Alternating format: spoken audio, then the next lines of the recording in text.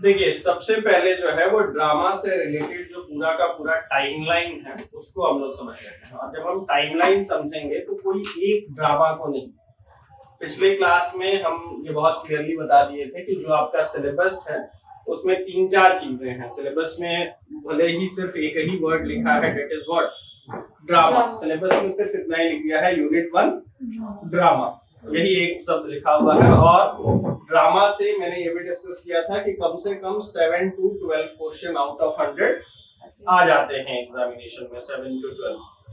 और क्या है ड्रामा का सेंस, ये है कि इसमें आप मीनिंग,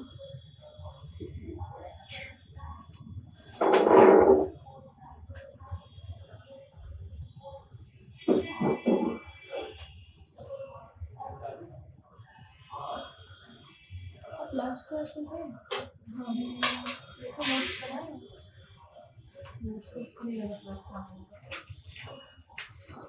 तो ड्रामा में हमने ये क्लियरली बात की थी। पहला क्या, मीनिंग के अलावा जो है वो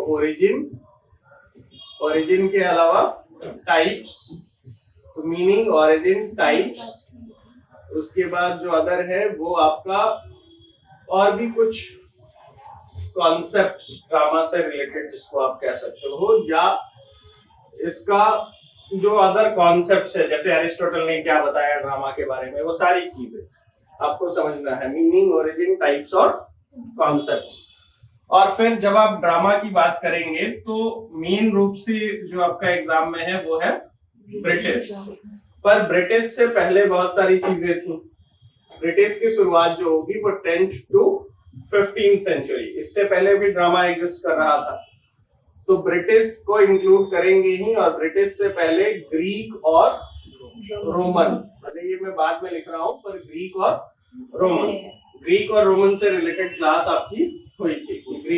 ग्रीक ड्रामा में क्या था, रोमन ड्रामा में बेसिक कौन सी चीजें थी। इसके अलावा आपका इंडियन क्लासिकल लिटरेचर में भी कुछ ड्रामा आएंगे, जैसे आप अभिज्ञान शकुंतलम वगैरह की बात करें तो भले ही वो इंडियन क्लासिकल लिटरेचर है पर है तो वो ड्रामा ही ना। तो इंडियन क्लासिकल लिटरेचर का जो ड्रामा है वो, और फिर इंडियन इंग्लिश लिटरेचर का जो ड्रामा है, जो मॉडर्न ड्रामा है इंडियन इंग्लिश लिटरेचर में, ठीक है, जिसमें महेश दत्तानी जैसे लोग जो आते हैं। महेश दत्तानी का एक प्ले है 20th सेंचुरी में, कंटेम्पररी महेश दत्तानी का तारा नाम का एक प्ले है, तो वो बहुत फेमस है। तो इंडियन इंग्लिश लिटरेचर का जो ड्रामा है वो। इसके अलावा आपका मॉडर्न ड्रामा में ही एक और ड्रामा आएगा जिसको हम कहेंगे अमेरिकन ड्रामा। अमेरिकन ड्रामा में भी बहुत सारे, जैसे ऑल माय सन्स, ठीक है, किसका है all my sons, Arthur Miller. तो आर्थर मिलर से रिलेटेड जो है वो ड्रामा। तो ड्रामा में सिर्फ ब्रिटिश ड्रामा नहीं बल्कि ग्रीक और रोमन, और उसके बाद फिर आपका इंडियन क्लासिकल लिटरेचर का ड्रामा, इंडियन इंग्लिश लिटरेचर का ड्रामा, अमेरिकन ड्रामा, और इसके बाद भी अगर वर्ल्ड के अदर कुछ लिटरेचर से ड्रामा बच जाते हैं तो वो भी, ये सारी चीजें जो है वो आपके सिलेबस में शामिल है। तो ड्रामा एक वर्ड भले ही उसमें लिखा हुआ है पर ये सारी चीजें आपके सिलेबस में, इतने सारे पॉइंट्स, उसी सिलेबस को इन डिटेल करोगे तो यूनिट 1 में इतनी सारी चीजें ही हैं। आज जो है वो सबसे पहले हम लोग टाइमलाइन समझेंगे कि कौन सा ड्रामा पहले आया, कौन बाद में, और क्या बेसिक सी चीजें थी। तो सबसे पहले 5th century BCE, 5th century BCE समझते हैं। आजकल जो है पहले BC और AD लिखा जाता है और आजकल हम लोग CE और BCE लिखते हैं। CE refers to current era और BCE refers to before current era. अभी हम लोग 2026 में है ना, तो उससे भी, मतलब ये तो 2026 साल आप निकाले दीजिए, उससे भी 500 पहले सबसे पहले जो शुरुआत हुई वो 5th सेंचुरी BCE में किस ड्रामा की शुरुआत हुई, Greek drama. GD refers to Greek drama. और वहीं से मैंने आपको बताया था पिछले क्लासेस में कि डायनोसियन फेस्टिवल्स होते थे, किस तरीके से रिलीजन से रिलेट करके ड्रामा आया। और शुरुआत में लिटरेचर का पर्पस यही था कि किसी भी चीज को पॉपुलर करता है लिटरेचर, तो पॉपुलैरिटी बढ़ाने के लिए, रिलीजन की भी पॉपुलैरिटी बढ़ाने के लिए, रिलीजन अपनी जो कहानियां हैं वो लोगों तक पहुंचा सके उसके लिए ड्रामा का यूज करता था। और कैंपस में रिलीजियस फेस्टिवल में ड्रामा जो है वो परफॉर्म किए जाते थे। और इसी में ग्रीक ड्रामा को इन डिटेल हमने पढ़ा था। एक दो क्वेश्चन हम पूछ लेते हैं। फादर ऑफ ट्रेजेडी, हाँ Aeschylus, Aeschylus is the father of tragedy, याद है आपको? Father of comedy, father of comedy कौन थे? ये पिछले क्लास में। हाँ, तो स्काइलस है ग्रीक ड्रामा में, सोफोक्लीज है, यूरिपिडस है और एरिस्टोफेन्स है। तो ज्यादातर लोग जो हैं वो ट्रेजेडी वाले थे। एरिस्टोफेन्स की सिर्फ एकमात्र था जो कॉमेडी पे फोकस करता है। तो एरिस्टोफेन्स कॉमेडी वाली चीज है। फिर इसमें हमने समझा था कि कोरस क्या होता था, मास्क क्या होता था। फिर एरिस्टोटल का जो कॉन्सेप्ट है वो सारी चीजें ग्रीक ड्रामा में ही आएंगी। ये हमने इन डिटेल समझा था। जैसे एरिस्टोटल से लेकर के जो भी मेजर राइटर्स थे, जो भी 3-4 नाम मैंने लिए, कौन कौन से नाम? स्काइलस, सोफोक्लीज और क्या? एरिस्टोफेन्स। इसके अलावा यूरिपिडस, यूरिपिडस जो है वो भी ट्रेजेडी का है। तो स्काइलस, ये नाम थोड़े मतलब जो लोग शुरुआत कर रहे हैं उनके लिए थोड़े अजीब लग सकते हैं, पर वो ग्रीक और रोमन में नाम थोड़े से अलग होंगे, पर धीरे धीरे ये चीज। और फिर एरिस्टोटल का जो कॉन्सेप्ट है वो भी ग्रीक ड्रामा के दौरान ही आएगा। और कुछ की कॉन्सेप्ट्स थे, कुछ जैसे फॉर एग्जांपल कैथारसिस क्या होता है, पेरिपीसिया, एनेग्नोरेसिस, कैथारसिस, ये सारी चीजें मैंने आपको बताई थी पिछले क्लास में। बहुत बेसिक से कॉन्सेप्ट्स थे, याद है? भूल गया? ठीक है, हाँ। कैथारसिस प्यूरिफिकेशन ऑफ इमोशन था। एनेग्नोरेसिस क्या है? डायरेक्टली एग्जाम में क्वेश्चन आते हैं कि आप मैच कीजिए कि एनेग्नोरेसिस मींस व्हाट, पेरिपीसिया मींस व्हाट। हाँ, वो एनेग्नोरेसिस है ना, सडन रिवलेशन एंड रिकॉग्निशन। ये पेरिपीसिया क्या है? रिवर्सल ऑफ फॉर्च्यून है। ठीक है। कैथारसिस क्या है? सडन पर्गेशन ऑफ इमोशन या प्यूरिफिकेशन ऑफ इमोशन।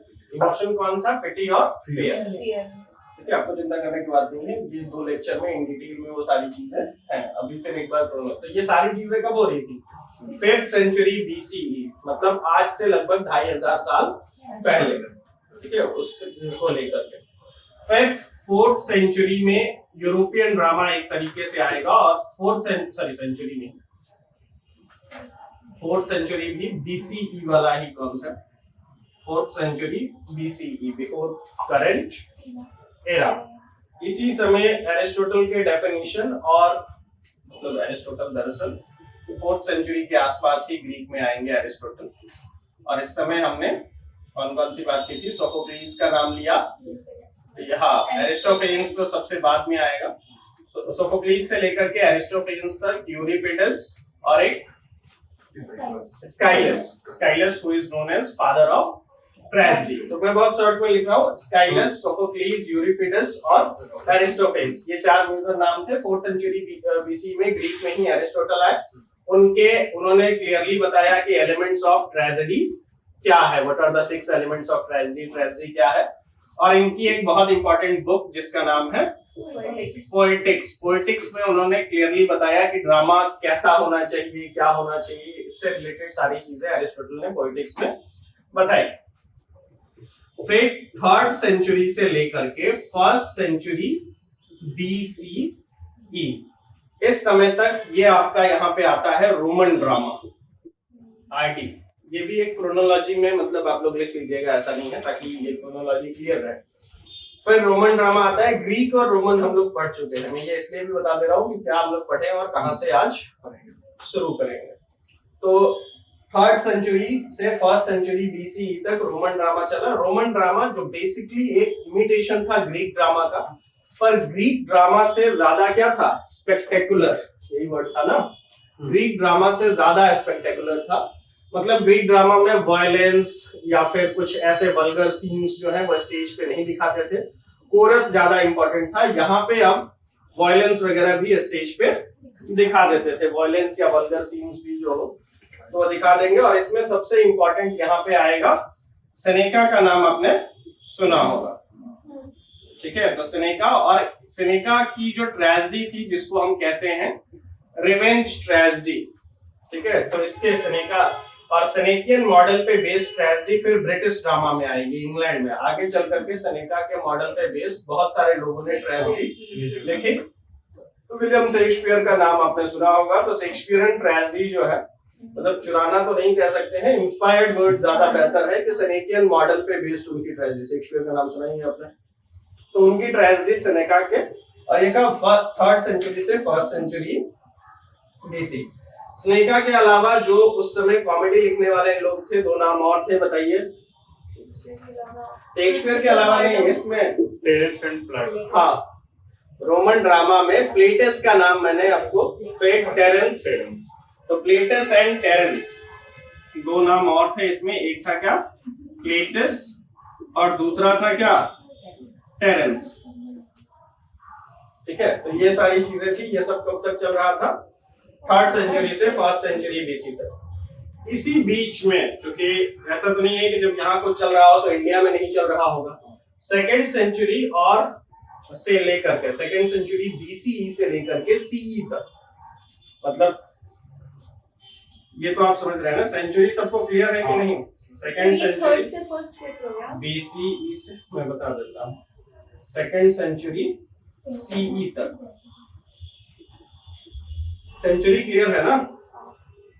3rd से 1st ऐसे वो बिफोर एरा की हम बात कर रहे हैं, तो उधर से तो घटते हुए ही आएगा ना, उल्टा आएगा। 0 से हम माइनस में जा रहे हैं। ये 5th सेंचुरी बीसी कहने का मतलब कि 0 - 500, ठीक है। ये 0 - 400, ये 0 - 300 to 100, और ये 0 - 200 से लेकर के 200 प्लस में तक। अब ये यहाँ पे क्या चल रहा था, ये इंडियन क्लासिकल लिटरेचर। इसी समय आपको कौन लोग आते हैं, भरत मुनि का नाट्य शास्त्र, ठीक है, फिर कालिदास जैसे लोग, और जो अभिज्ञान शकुंतलम। तो ये सारी चीजें, मतलब 2nd सेंचुरी, यहां से समझना शुरू कीजिएगा इंडिया में। 2nd सेंचुरी बीसीई से लेकर के 2nd सेंचुरी सीई यानी कि करंट एरा तक, इस समय इंडियन क्लासिकल लिटरेचर चल रहा था। क्या चल रहा था, इंडियन क्लासिकल लिटरेचर। मैं शॉर्ट में लिख रहा हूँ, आप लोग अगर नोट्स बनाएंगे तो वो पूरा लिखेंगे। इंडियन क्लासिकल लिटरेचर इस समय चल रहा था, यानी कि इंडिया में संस्कृत लिटरेचर अपने डोमिनेंस पे था। और जब आप, भले ही आप इंग्लिश लिटरेचर के स्टूडेंट हैं, लेकिन आजकल ट्रांसलेशंस का दौर है, तो संस्कृत लिटरेचर को भी क्या किया गया, ट्रांसलेट किया गया इंग्लिश में। भले ही वो ट्रांसलेशन बाद में हुए, पर आपको ओरिजिनल का डेट और कॉन्सेप्ट भी समझना होगा। जो काम एरिस्टोटल ने 4th सेंचुरी बीसीई में ग्रीक में किया, ग्रीस में किया, वही काम यहाँ पे भरत मुनि का नाट्य शास्त्र, इसका भरत मुनि नाम के एक क्रिटिक कह लीजिए, प्लेराइट कह लीजिए, और इन्होंने एक वर्क लिखा जिसका नाम था नाट्य शास्त्र। कई बार एग्जामिनेशन में ये मैच करने के लिए दिया है। नाट्य शास्त्र में बेसिकली बताया कि नाटक कैसा होना चाहिए, व्हाट, व्हाई, हाउ वाला कॉन्सेप्ट। नाटक क्या होता है, कैसा होना चाहिए, किस नाटक को आप अच्छा कहेंगे, किस नाटक को खराब कहेंगे, कितने टाइप का होना चाहिए, ये सारी चीजें इस बुक में बताई। किसने, भरत मुनि। सेम काम एरिस्टोटल ने किया था किस बुक में, पोएटिक्स में। बात समझ में आ रही। उसने अपने अकॉर्डिंग चीजें बताई थी, इसने अपने अकॉर्डिंग चीजें बताई। आपके सिलेबस में इन डिटेल क्वेश्चन आते हैं कि नाट्य शास्त्र के अकॉर्डिंग क्या सी चीजें हैं, पॉलिटिक्स के अकॉर्डिंग क्या चीजें हैं, ठीक है। तो उन सबको हम लोग इन डिटेल में पढ़ेंगे ही। ये हम लोग 3री क्लास है ना, ये टोटल, ठीक है, 10-12 क्लास में ये सारी चीज। तो भरत मुनि, आज सिर्फ क्रोनोलॉजी वाइज बहुत क्लियर कर दे रहे हैं। तो भरत मुनि का क्या आया, नाट्य शास्त्र। और इसी दौरान फिर कालिदास, भास और शूद्रक, मेजर प्लेराइट की अगर हम बात करें, एमपी का मतलब मेजर प्लेराइट या मेजर राइटर्स, मेजर नाटक लिखने वाले लोग कौन से लोग थे? सर ये इंडियन क्लासिकल लिटरेचर है ना? वाह बेटा, सही है। इंडियन क्लासिकल, हाँ, इंडियन क्लासिकल लिटरेचर। तो इस समय जो मेजर प्लेराइट थे वो कौन लोग थे? कालिदास, ठीक है, भास, वो भाषा नहीं है, वो भास ही है, भास और शूद्रक। इनका नाम सुना होगा, इनके एक आध वर्क भी आप लोग जान लीजिए, जैसे कालिदास का अभिज्ञान शकुंतलम, शूद्रक का मृच्छकटिकम, ठीक है। बास भी इंपॉर्टेंट राइटर हैं, तो ये सारे लोग सेकेंड सेंचुरी के आसपास। अब इंटरेस्टिंग बात ये है, मैं करते हुए चलता हूँ, इसको मिटा दे रहा हूँ, ये सिलेबस से रिलेटेड थे कि meaning, origin, types, concept, British, Greek, Roman, Indian classical literature, Indian English, American और अदर्स।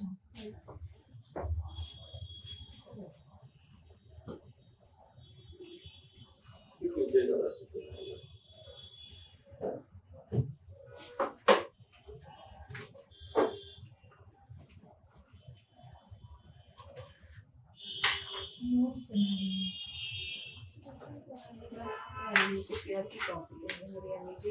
दूसरा ये चीज आप ध्यान रखिएगा कि सेकंड सेंचुरी से सेकंड सेंचुरी सी के बाद एक पूरा डार्क एज चलता है। डार्क एज उसको क्यों कहते हैं? क्योंकि लिटरेचर में कुछ खास हुआ नहीं इसलिए भी, या दूसरा शायद हुआ हो लेकिन हमें अभी तक पता नहीं।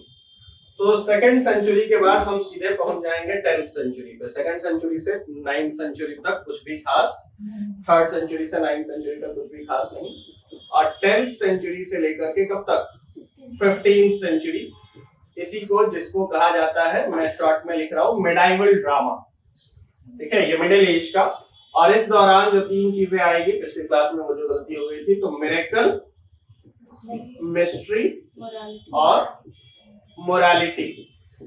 अब हम लोग आ गए हैं, ये जो मिडाइवल ड्रामा है ये अब यूरोप में, यहाँ क्या थे? ग्रीस, रोम, ठीक है, ये इंडिया, ठीक है, इंडियन क्लासिकल। और मिडाइवल ड्रामा कहाँ आ गया? ब्रिटेन। ठीक है, तो मिस्ट्री, मिरेकल और मोरालिटी पे 10th सेंचुरी से लेकर के 15th सेंचुरी तक। 11th में ये था, 12th, 13, 14 ये इस तरीके से करके। हर ड्रामा के 1-2 एग्जाम्पल आपको इन डिटेल जानने होंगे कि मिस्ट्री में क्या था, सॉरी मिरेकल में क्या था, मिस्ट्री में क्या था, मोरालिटी में क्या था, ये सारी चीजें। और जैसे मोरालिटी प्ले का एक एग्जाम्पल है Everyman. Everyman is an anonymous play, उसका कोई राइटर का नहीं पता है। उसके बाद 16th सेंचुरी आएगा। 15 के बाद क्या? 16th सेंचुरी, जिसमें आएगा रेनेसांस ड्रामा, या इसी में 2 कैटेगरी आएगी। पहला जिसको कहा जाएगा यूनिवर्सिटी विट्स, जो भी मतलब नहीं समझ में आएगा आप सीधे सीधे पूछ सकते हैं। तो 16th सेंचुरी में रेनेसा ड्रामा, रेनेसा कहते हैं रीअवेकनिंग, ठीक है, रीअवेकनिंग और रेफॉर्मेशन। लोग जागृत हो गए, सवाल पूछने लगे, और थोड़ा सा ये अंतर ये है कि ये जो ड्रामा था मिस्ट्री, मिरेकल, मोरालिटी, और थोड़ा और आगे बढ़िएगा तो इसमें एक और चीज इंक्लूड कर लीजिएगा, दैट इज इंटरल्यूड्स। ठीक है, ये सारी चीजें इस समय थी। मिस्ट्री, मिरेकल और मोरालिटी कहाँ परफॉर्म हो रहा था? चर्च में। रोमन इन्फ्लुएंस अभी तक बना हुआ था। और अब ये जो 16th सेंचुरी का ड्रामा है, ध्यान से समझते चलिए, लिख लीजिएगा आप लोग, ऐसा कुछ नहीं, या नोट्स भी दे ही देंगे, ऐसा कुछ नहीं। तो 16th सेंचुरी समझने पे ज्यादा फोकस कीजिए। 16th सेंचुरी का जो ड्रामा है, रेनेसा ड्रामा है, ये पूरी तरीके से इन 2 जगह से इंस्पायर्ड था। समझ रहे हैं? कहाँ से? ग्रीक और रोमन ड्रामा। सेनेका का भी इन्फ्लुएंस मिलेगा, ग्रीक का भी इन्फ्लुएंस मिलेगा, और आगे चल करके थोड़ा बहुत इन्फ्लुएंस था, इसको हम लोग इसलिए क्लासिकल कहते हैं। और यहाँ के इन्फ्लुएंस आपको 16th, 17th, 18th सेंचुरी तक मिलते रहेंगे। ठीक है, कि ग्रीक का इन्फ्लुएंस कहाँ? यूरोप में, ब्रिटेन में। तो university wits, renaissance drama. University wits में दरअसल 2 यूनिवर्सिटी थी, एक का नाम कैम्ब्रिज और दूसरा का नाम ऑक्सफोर्ड। ये 2 यूनिवर्सिटी से पढ़े हुए कुछ लोग थे। आपके एग्जाम में तो यहाँ तक क्वेश्चन आता है कि कैम्ब्रिज और ऑक्सफोर्ड कब आया था? कौन पहले आया था? ऑक्सफोर्ड 1170 में, 67 पहले ऑक्सफोर्ड, कैम्ब्रिज वो 1200, तो पहले ऑक्सफोर्ड 1275 शायद, नहीं 1209 एग्जैक्ट टाइम देख लीजिएगा। तो पहले ऑक्सफोर्ड यूनिवर्सिटी आया, फिर कैम्ब्रिज। ठीक है, दोनों कहाँ है? इंग्लैंड में। ठीक है, तो ऑक्सफोर्ड और कैम्ब्रिज, ये 2 यूनिवर्सिटी, यूनिवर्सिटी विट्स में एक तरीके से Oxford and Cambridge. In 2 university से पढ़े हुए 7 लोग थे। ठीक है, इन्हीं 7 लोगों को कलेक्टिवली हम क्या कहते हैं? University wits. यूनिवर्सिटी का मतलब यूनिवर्सिटी समझ ही रहे, विट का मतलब होता है इंटेलेक्ट, बुद्धि। तो यूनिवर्सिटी से निकला हुआ बुद्धिजीवी लोग, ठीक है, इंटेलेक्चुअल लोग। तो और ये 7 लोग थे, 7 में से एक के बारे में कंफर्म नहीं है कि वो वाकई यूनिवर्सिटी गए थे या नहीं। तो ये सारे जो भी 7 मेंबर्स थे सबको इन डिटेल पढ़ना है। इसमें सबसे इंपॉर्टेंट है आपको क्रिस्टोफर मार्लो, ठीक है, इन्हीं का डॉक्टर फॉस्टस वगैरह ये सारी चीजें हैं। तो क्रिस्टोफर मार्लो, उसके बाद जॉन लाइली है, ठीक है, Robert Greene, Thomas Nash, Thomas kid, ठीक है, थॉमस किड, कितने हो गए 5, और जॉर्ज पील, ठीक है।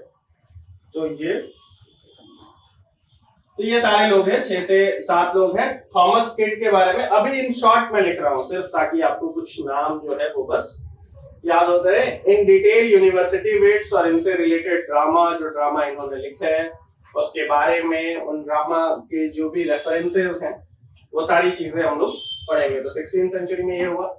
यूनिवर्सिटी वेट्स के बाद जो व्यक्ति आया वो है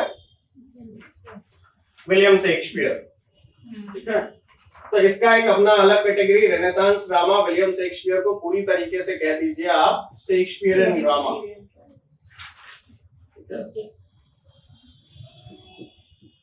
शेक्सपियरियन ड्रामा। तो ये आपका पूरा विलियम शेक्सपियर का शेक्सपियरियन ड्रामा चला। इन्होंने टोटल, विलियम शेक्सपियर ने 37 प्लेस लिखे, ठीक है, सॉनेट्स पे अभी बात नहीं। तो 37 प्लेस जो है वो इन्होंने लिखे और इनका अपना एक अलग कैटेगरी था। ये इंग्लैंड में चल रहा था और शेक्सपियर के टाइम पे ड्रामा को माना गया कि ये ड्रामा का पूरी तरीके से गोल्डन एज था। 4 कैटेगरी थी शेक्सपियरियन ड्रामा के, जिसको हम पहला कहते हैं ट्रेजेडी, कॉमेडी, हिस्ट्री प्लेस और शेक्सपियर के अपने रोमांस, ठीक है, कुछ को या आप रोमांटिक कॉमेडी कह दीजिए। तो ये 4 कैटेगरी, 4 टाइप का ड्रामा विलियम शेक्सपियर लिख रहे थे। और कॉमेडी का टच, कॉमेडी पे इन्फ्लुएंस थोड़ा सा बढ़ा था। समझ में आ रही है ना चीजें? इधर ट्रेजेडी ज्यादा इन्फ्लुएंस थे, पर शेक्सपियर के टाइम पे शेक्सपियर ने भी ट्रेजेडी लिखी, पर शुरुआत में उनका फोकस किस चीज पे था? कॉमेडी पे। ट्रेजेडी और कॉमेडी में बेसिक अंतर पता है आपको? आपको यस सर। क्या? ट्रेजेडी सर और कॉमेडी हैप्पी एंडिंग। इसके बाद 17th सेंचुरी आया। 16th सेंचुरी के बाद क्या आएगा? 17। कौन सा एक ड्रामा होगा इस समय? Jacobean and Caroline. Jacobean and Caroline drama. और इस समय के जो मेजर राइटर्स हो जाएंगे, एक राइटर का नाम आएगा बेन जॉनसन और थोड़ा या जॉन वेबस्टर का नाम आपने सुना होगा। तो 17th सेंचुरी में वेबस्टर का नाम जो है वो बहुत पॉपुलर हो जाता है। और वेबस्टर और थॉमस मिडल्टन, 2 नाम, जॉन वेबस्टर और दूसरा कौन? Thomas Middleton. जॉन वेबस्टर, मैं शॉर्ट में लिख रहा हूं पर आप लोग पूरा जरूर लिखिएगा जब भी लिख रहे हैं। जॉन वेबस्टर, बेन जॉनसन का भी नाम है। Ben Jonson, Thomas Middleton. Ben Jonson इस समय जिस चीज के लिए जाने जाते हैं उसको हम कहते हैं comedy of humour. COH refers to comedy of humour, ठीक है। COH क्या है? Comedy of humour. Ben Jonson जिसके लिए जाने जाएंगे, थॉमस मिडल्टन। थोड़ा सा इस समय जो थीम हो जाएगा वो डार्क होगा, पेसिमिस्टिक होगा। तो पहले कॉमेडी सब कुछ गुडी गुडी सा लिख रहे थे विलियम शेक्सपियर, हालांकि उनमें भी थोड़ी डार्क चीजें थी, पर पेसिमिस्टिक और डार्क थीम्स आपको देखने को मिलेंगे कब? 17th सेंचुरी में। करप्शन वगैरह या ये सारी चीजें, करप्शन, वायलेंस, ये सब दिखाया जाएगा इस स्टेज पे 17th सेंचुरी का ड्रामा। और लेट 17th सेंचुरी आते आते ही, 17th सेंचुरी के बाद फिर कौन सा सेंचुरी? लेट 17th सेंचुरी आते आते जो ड्रामा है वो थोड़ा और कैसा हो जाएगा, ठीक। अच्छा, इस बीच में एक और चीजें हुई थी, जैसे आपको पता हो हिस्ट्री के हिसाब से अगर आप सोचेंगे तो थिएटर्स वगैरह बीच में बंद कर दिए गए थे, प्यूरिटन एज हुआ था। तो लेट 17th आते आते थिएटर्स वापस से रीओपन हुए। और लेट 17th सेंचुरी में क्या आएगा? बताओ। 1642 में थिएटर क्लोज हो गया था। लेट 17th सेंचुरी में 1642 कौन से, मैंने बताया था पिछले क्लास में भी, मैंने पिछले के पिछले में एक्चुअली पहली क्लास में ये सारे ब्रिटिश पे तो हम लोग बात किए ही थे ना, बेसिक बेसिक। तो लेट 17th में विलियम विचरले का नाम क्या है, और विलियम कॉन्ग्रीव, विलियम विचरले का वे ऑफ द वर्ल्ड नहीं है, विलियम कॉन्ग्रीव और विलियम विचरले, ये दो नाम आपको एकदम याद रखना होगा। तो लेट 17th सेंचुरी तक आते आते कौन, विलियम कॉन्ग्रीव और विलियम विचरले, ये दो नाम। और एक और बात ध्यान रखिएगा कि यूनिवर्सिटी विट्स और विलियम शेक्सपियर के टाइम तक विमेन एक्टर्स स्टेज पे प्रेजेंट नहीं होती थी। अगर कोई महिला कैरेक्टर है भी उस कहानी में, या कोई अगर फीमेल कैरेक्टर है, तो किसी, सुनिएगा, अगर कोई फीमेल कैरेक्टर है भी उस ड्रामा में, तो उस फीमेल कैरेक्टर को जब स्टेज पे कोई प्ले करेगा, एक्ट करेगा, तो वो कोई एक टीनेज लड़के को लड़की बना करके प्रेजेंट करते थे। विमेन ऑडियंस भी नहीं थी, जो लोग देखने आते थे उसमें भी ज्यादातर क्या होते थे, मेल होते थे। अगर किसी विमेन को थिएटर जाना हो ड्रामा देखने के लिए, तो कई बार मेल के डिस्गाइज में वहां चली जाती थी, ताकि लोगों को पता ना चले, मतलब बाल बाल बांध दिए और उस तरीके से, उस तरीके के डिस्गाइज में वो चले गए। विमेन एक्टर्स 16th सेंचुरी में नहीं थी। लेट 17th सेंचुरी आते आते तक विमेन एक्टर्स स्टेज पे परफॉर्म करने, ये एक बेसिक सा इंफॉर्मेशन, विमेन एक्टर्स स्टेज पे परफॉर्म करने लगे। कब तक, लेट 17th सेंचुरी में। विलियम कॉन्ग्रीव का एक प्ले का नाम बताइए, इस क्लास में थी आप, बताओ। वही ना sir, the way of word. हाँ, विलियम कॉन्ग्रीव का। और विलियम विचरले का बताइए।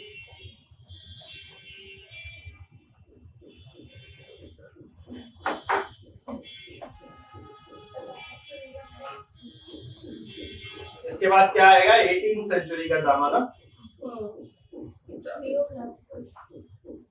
New classical drama.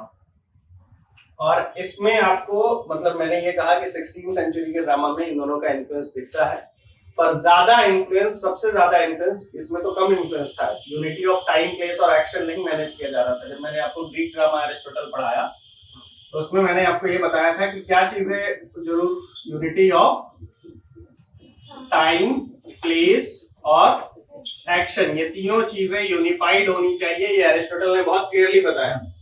पर शेक्सपियरियन ड्रामा में या यूनिवर्सिटी विट्स के ड्रामा में वो चीजें अच्छे से फॉलो नहीं हो रही थी। उस चीज को फॉलो करने की कोशिश की गई वापस से 18th सेंचुरी में। इस टाइम पीरियड को ध्यान से समझिए, ये जो 5 और 4th सेंचुरी का ये जो पीरियड है, इसीलिए इसको हम क्या कहते हैं, क्लासिकल। ये क्लासिकल ड्रामा है, तो ये इट इज व्हाट, क्लासिकल। और क्लासिकल किस चीज को कहेंगे, जिसका कोई क्लास हो। क्लास का मतलब स्टैंडर्ड, ठीक है, कोई एक लेवल हो, स्टैंडर्ड अगर आपने मेंटेन किया है, तो दैट इज क्लास।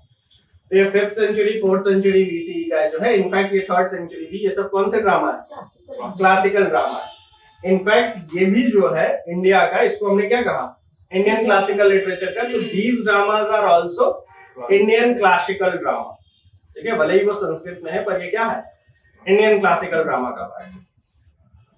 ये जो है, ये क्लासिकल होते हुए भी उतना क्लासिकल नहीं है, ठीक है। और वापस से 18th सेंचुरी जब आएगा, तो उसको नियो क्लासिकल कहा गया, something which is classical but it is new. Classical चीजों को फॉलो करेंगे, पर थोड़ा नए तरीके से क्लासिकल चीजों को फॉलो किया गया, पर मॉडर्न एज में। तो 18th सेंचुरी आते हैं।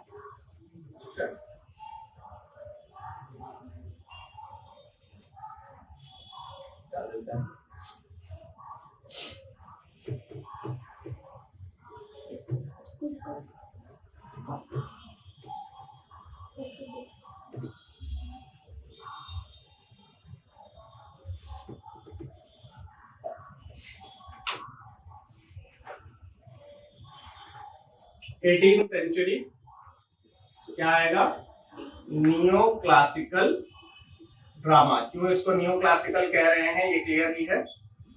तो 18 सेंचुरी आते आते तक नियो क्लासिकल ड्रामा, और इस एज में जो सबसे इंपॉर्टेंट राइटर ड्रामा के फॉर्म में वो कौन है? ड्राइडन। जॉन ड्राइडन का नाम आपने सुना होगा। और इसी समय सेंटिमेंटल और एंटी सेंटिमेंटल कॉमेडीज भी लिखी गई।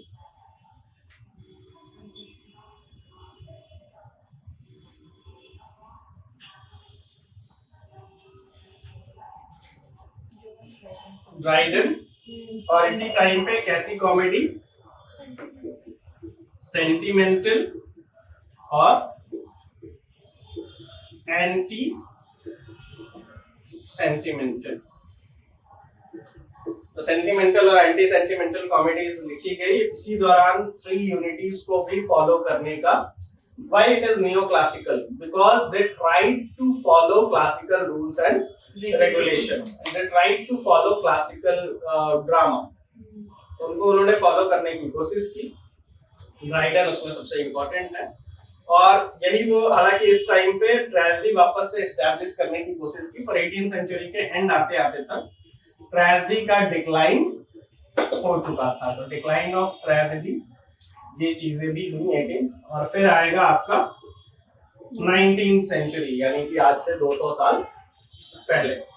19th सेंचुरी में यूरोप में जो ड्रामा आया, जिस समय विक्टोरियन एज चल रहा था, ये ड्रामा जो है ये अब कैसा ड्रामा है?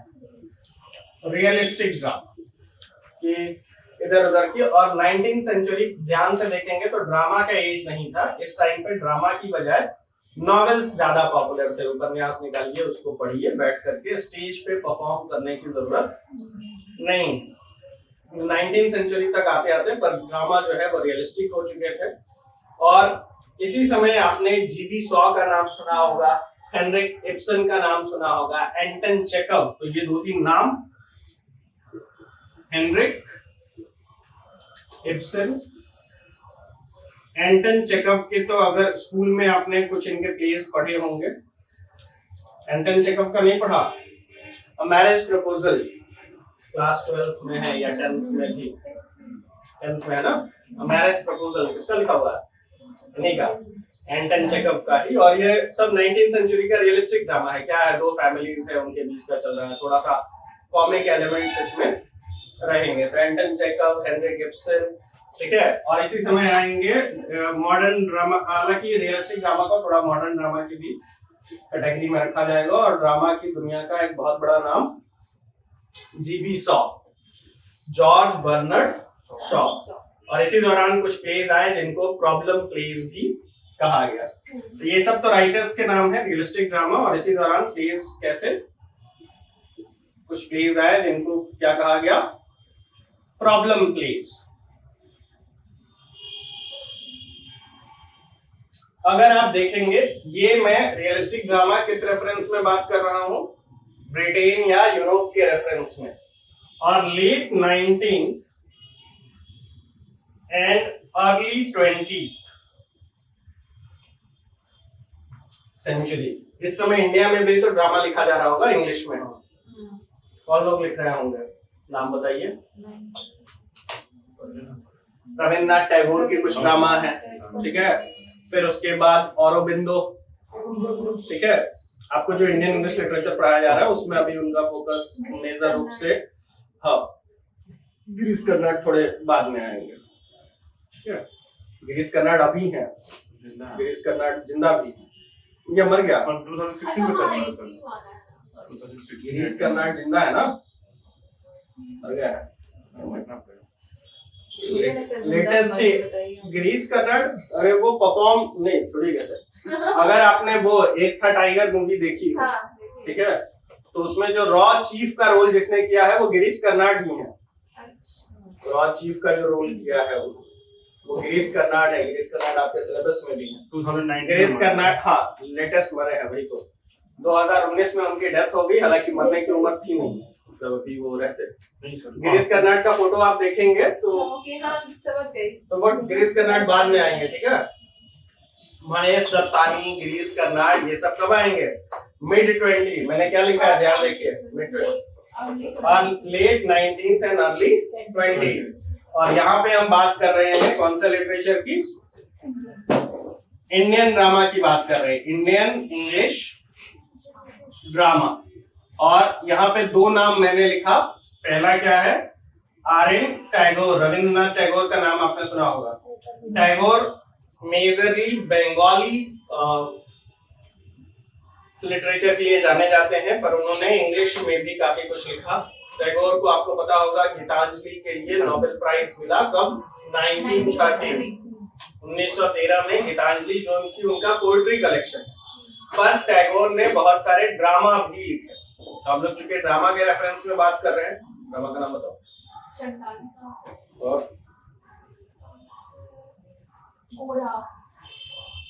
घोड़ा था या काला घोड़ा था? नहीं, काला घोड़ा तो बादल सरकार। अच्छा, बादल सरकार का है ना। घोड़ा सिर्फ घोड़ा गोरा है, सॉरी, GORA, गोरा। काबुली वाला, वो तो शायद शॉर्ट स्टोरी है। तो रविंद्रनाथ टैगोर के कुछ ड्रामा थे। इसके अलावा फिर ड्रामा आपको आएगा, औरोबिंदो का नाम सुना होगा आपने, श्री औरोबिंदो घोष, ठीक है। तो औरोबिंदो भी मेजरली मतलब पोएट्री वगैरह के लिए जाने जाते हैं, पर इनके कुछ ड्रामा भी है। तो लेट 19th और अर्ली में ये सब आएंगे। उसके बाद अर्ली 20th, मिड 20th में आ जाइए, जिसमें अमेरिकन ड्रामा खूब आएगा 20th सेंचुरी में। ये बात समझ रहे हैं ना? 19 अमेरिका में भी तो ड्रामा लिखा गया। अमेरिकन ड्रामा पूरा पढ़ने की जरूरत नहीं है, उसके पहले भी लिखे गए थे। पर जो मॉडर्न एज का ड्रामा है अमेरिका, यानी मिड 20th में, यूजीन ओ नील का नाम आपने सुना होगा, टेनेसी विलियम्स, आर्थर मिलर, ठीक है, सारे नाम आपके लिए नए होंगे। कोई बात नहीं, धीरे धीरे। यूजीन ओ नील आपके लिए नाम सुना है ये? तो यूजीन ओ नील, अमेरिकन ड्रामा इसके बाद आएगा, मैं इधर लिख दे रहा हूँ। तो मिड 20th की बात कर रहा हूँ, मिड 20th सेंचुरी।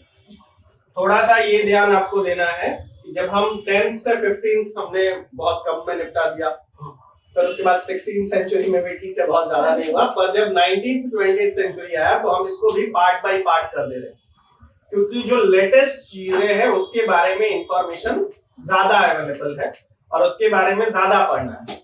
तो ज्यादातर 19th, 20th और इनफैक्ट 21st सेंचुरी का भी एक क्वार्टर बीत चुका है। 25 साल तो बीत गया ना 21st सेंचुरी में भी। वी आर लिविंग इन 2026, 2025 तक बीत गया। आपके पेपर का पैटर्न वगैरह भी बहुत सरप्राइजिंग है। ठीक है, तो 21st सेंचुरी भी एक क्वार्टर, 1/4 हम लोग बिता चुके हैं। तो मिड 20th में क्या आएगा, अमेरिकन ड्रामा। और अमेरिकन ड्रामा में 2-3 नाम पढ़ लीजिए, जैसे यूजीन ओ नील,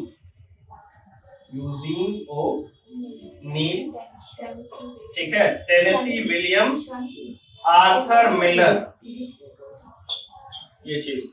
तो यूजीन ओ नील, टेनेसी विलियम्स और आर्थर मिलर, इन सब के आपको ड्रामा जो है वो देखने को मिलेंगे। और अमेरिकन ड्रामा में एक कॉन्सेप्ट जो खूब इस्तेमाल किया गया वो है अमेरिकन ड्रीम का।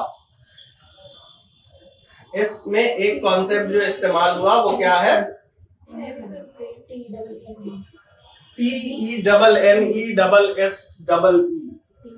सब डबल हो, देख लीजिए, अमेरिकन ड्रीम। अमेरिकन ड्रीम समझते हो? अमेरिकन ड्रीम का सपना अमेरिका ने पूरी दुनिया को बेच दिया कि हर किसी के पास एक आलीशान घर, एक आलीशान गाड़ी और एक आलीशान लाइफ स्टाइल होनी चाहिए। ठीक है, यही अमेरिकन ड्रीम का, ठीक है। Street car means Dzire.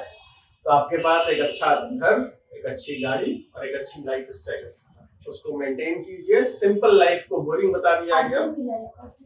अगर आप एक साधारण जीवन जी रहे हैं तो आप जी ही नहीं रहे। तो इसमें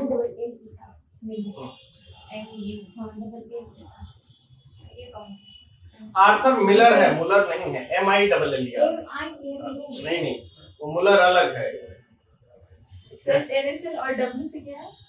टेनेसी विलियम्स, ठीक है, TENNESSEE विलियम्स, आपको लिखने आएगा WILLIAMS। Tennessee Williams, Arthur Miller, इन सब के। और बेसिकली ये बताने का पर्पस इतना है कि जो भी नाम इसमें आए हैं सबके बारे में अगर आप थोड़ा सा भी, हम लोग तो इसको lecture by lecture in detail पढ़ेंगे, तो पहले से आपको एक आइडिया, आपके माइंड में एक फ्रेमवर्क होगा कि हमने 2500 साल पहले से शुरू किया और अभी लगभग 100 साल पहले तक आ चुके हैं, मिड 20 तक।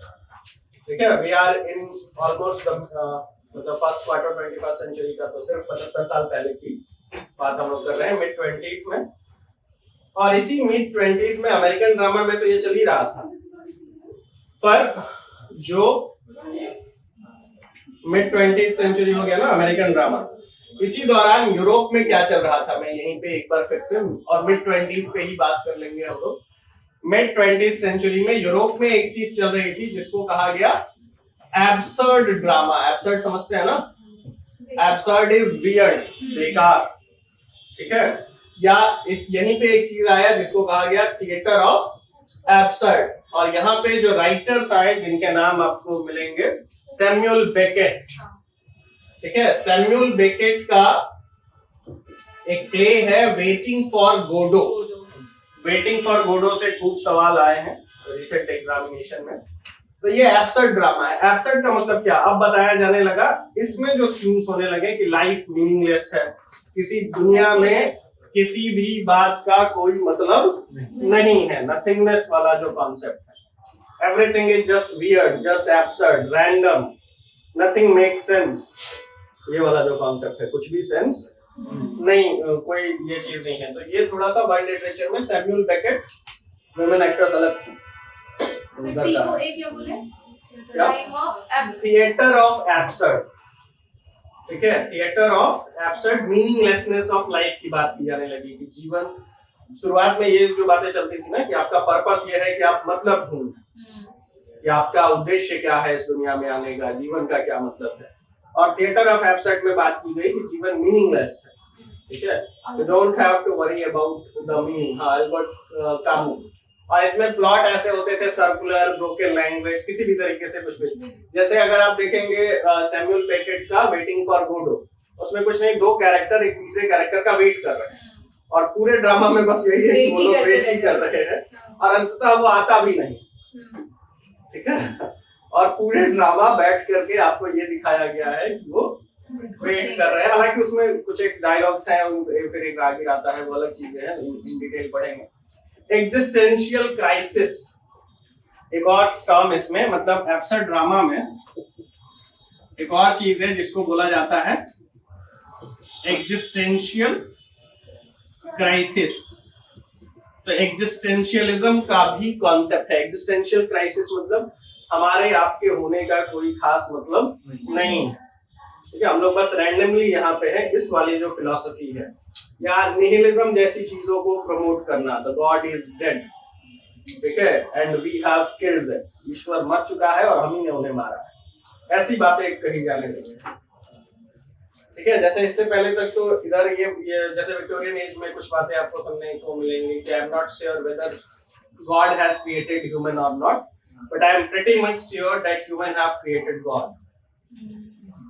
मुझे ये तो नहीं मालूम कि मतलब गॉड ने इंसान को बनाया है या नहीं बनाया, पर मैं ये दावे से कह सकता हूँ कि इंसान ने गॉड को बनाया। ठीक है, तो ऐसी बात ये पहले हो रही थी। और एग्जिस्टेंशियल क्राइसिस में कि हमारे एग्जिस्टेंस का कोई खास मतलब नहीं है, मीनिंगलेसनेस की बात की गई। और ये सब कब हो रहा है, ये मॉडर्न ड्रामा है एक तरीके से, मिड 20th सेंचुरी में।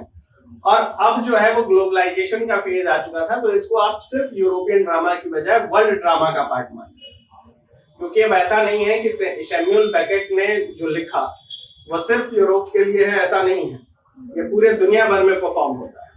ठीक है, और इससे रिलेटेड ये चीजें, तो थिएटर ऑफ एब्सर्ड, ये सारी चीजें आएंगी। उसके बाद पोस्ट मॉडर्न ड्रामा, जिसको आप पोस्ट वर्ल्ड वॉर भी कह लीजिए, इस समय आएंगे पोस्ट वर्ल्ड वॉर ड्रामा। और कोलोनाइजेशन के बाद 1940-45 के बाद के, ये मिड 20th ही है।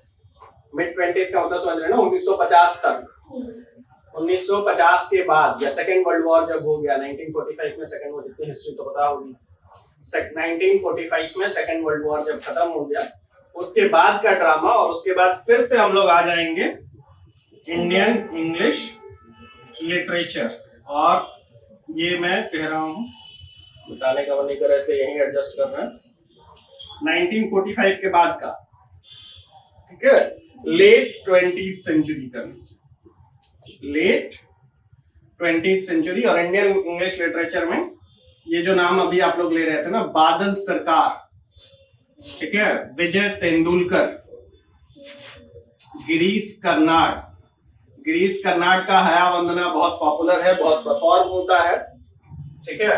विजय तेंदुलकर, गिरीश कर्नाड, मैंने बताया, आप गूगल करके देखिएगा। जैसे एक था टाइगर फिल्म जो आपने देखी होगी, उसमें रॉ चीफ का जो रोल किया है वो गिरीश कर्नाड। तो गिरीश कर्नाड ड्रामेटिस्ट, ड्रामा तो लिखते ही थे, एक्टिंग भी किया करते थे।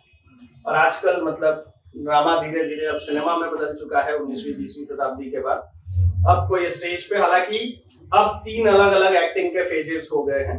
एक की टीवी के लिए जो शोज बनते हैं वो अलग है, थिएटर आर्टिस्ट अलग हैं और स्क्रीन वाले आर्टिस्ट अलग हैं, और सबके अपने अपने एक्टिंग और राइटिंग की टेक्निक्स हैं, ठीक है। ये स्टेज मतलब टीवी के लिए कैसे लिखा जाएगा, स्टेज के लिए लिखा जाएगा तो कैसे लिखा जाएगा, और थिएटर के लिए, यानी कि अभी भी प्ले हाउसेस है ना पटना में भी, जैसे कालिदास